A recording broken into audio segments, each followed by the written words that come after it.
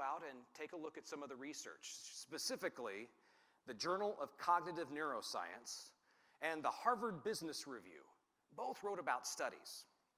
Now, you remember as I told you the story of Connie and the woman that she's mentoring, I laid it out as challenge, struggle, and resolution. Those are the three key pieces of the framework for a great story. So the first step in getting past the awkwardness of telling stories is to realize it's as simple as challenge, struggle, resolution. As the Harvard Business Review and the Journal of Cognitive Neuroscience went through the research and explained what was going on, they were actually able to see a physiological change in people as they experienced story. Oxytocin started flowing through their bloodstream.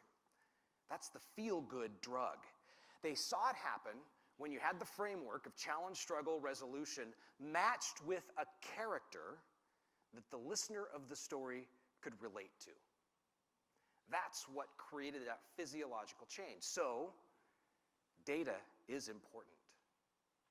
Member stories are important, but marry the two for absolute impact. And then, of course, Amy had to tell me the story that illustrates that point so beautifully. She had Todd Harper, who is an NCUA board member, I believe, in their credit union. And they have an amazing story if you haven't seen it yet. An entrepreneur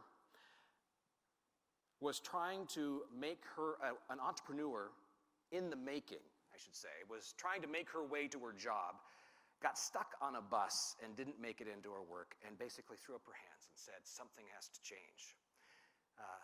She went to her credit union and said, I have a dream to start a business, but I don't have any resources.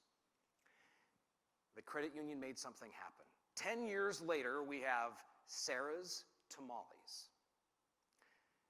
Sarah's Tamales has made it possible for Sarah to employ her family, to pay off a house, to buy cars, to really have an impact in the community.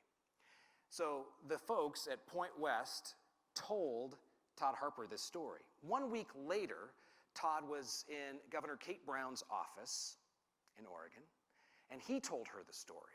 It actually brought tears to the governor's eyes.